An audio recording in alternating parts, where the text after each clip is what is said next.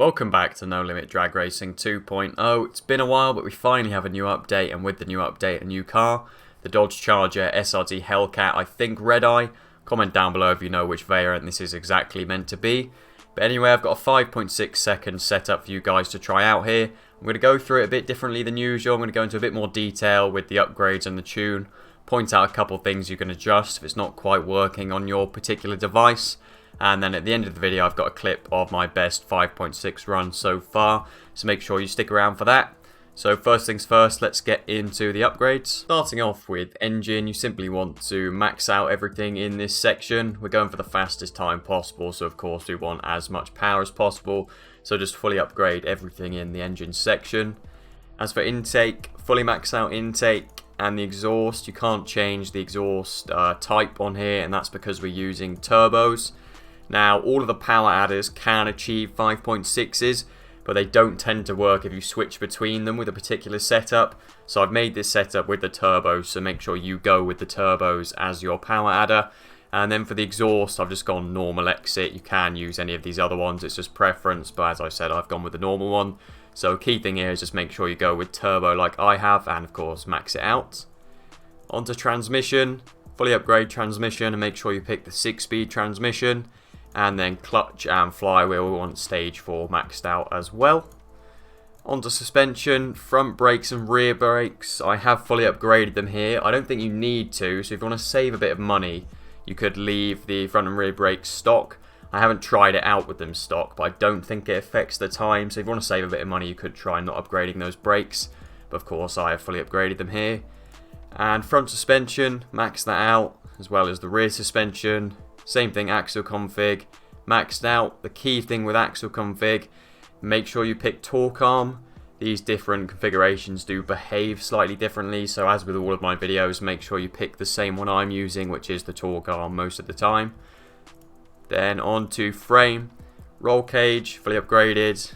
Same with the wheelie bar, I've gone with the twin wheelie bar. I'm not sure if it makes a difference if you pick the twin or single one, so I'd always recommend just going with the one I'm using to make sure it's as consistent as possible.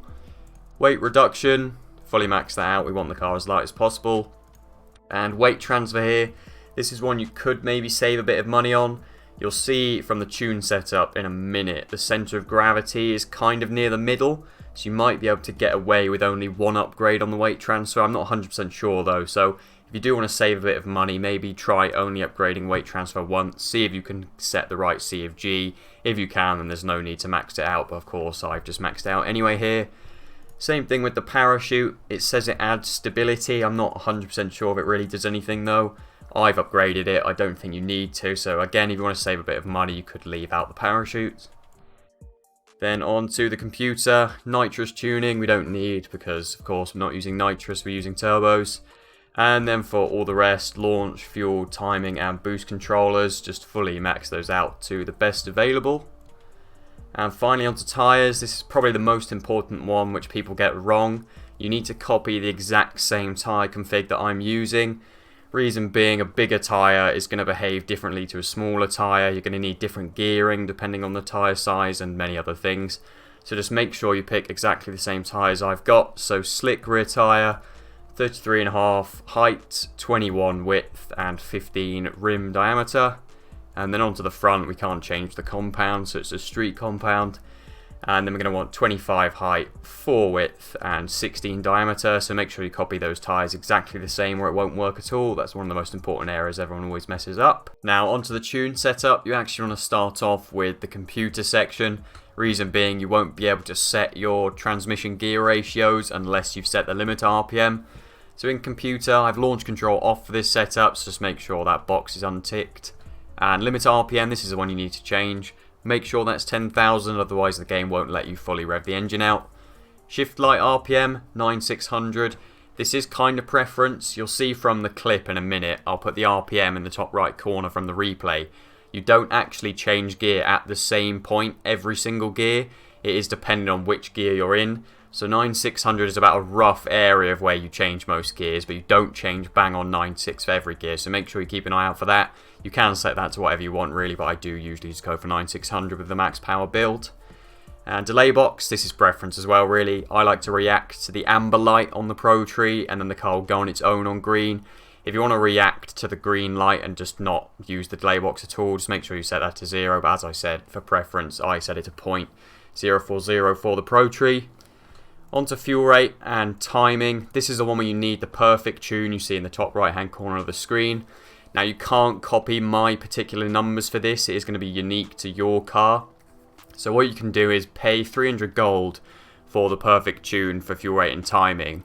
Or the best thing to do is when you buy the car, buy the strip car version, because then it will come with the perfect tunes installed already and you won't need to spend any gold. So that's a top tip. Just make sure you do that every time. I think it's $150,000 for the strip car, which isn't really too bad compared to 300 gold for each one. So make sure you get your own perfect tunes there. And for boost, we've just gone max boost 30 psi for every RPM range. I haven't had to change that for really any max power setups. Onto transmission, and these are the gear ratios I've gone with: 321, 230, 181, 148, 124, 105, and the final drive of 350. One thing a lot of new players mention in my comments is the graph scale. Completely ignore the graph scale, it's nothing to do with the setup at all. It just shows the maximum mile per hour speed the graph goes up to. It's just useful for adjusting the graphs. You can make all of your gears clearly on screen like they are now. You don't need to copy what I've got there. So just make sure you have those exact same gear ratios. This is one area as well you can adjust if it's not quite working on your phone. If you're finding the cars spinning the wheels a bit too much, I'd lower the first gear. So maybe like 318, 317, slightly bring it down. It is a bit of trial and error.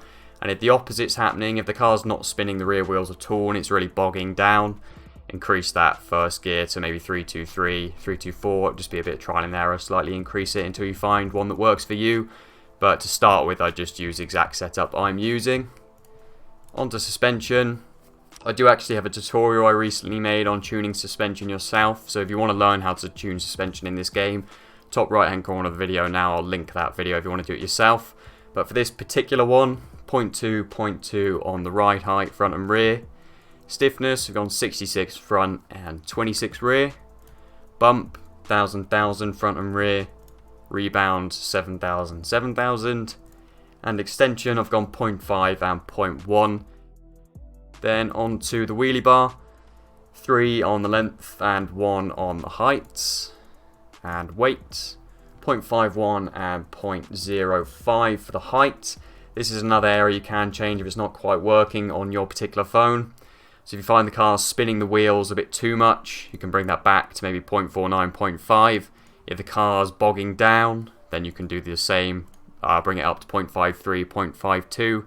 That's a general rule. It might not work in every instance, but that does tend to help solve the problem if you're getting one of those issues. Then on to computer, we've already covered. Nitrous, we obviously don't have any nitrous tuning because we're using the turbo, so that is all for the tune setup. If you are having any problems or struggling with something, make sure you leave a comment down below. I'll try and get back to everyone if you are having an issue. And make sure you leave a like on this video if you found it helpful so far, and we'll get on to the clip of my 5.6 run.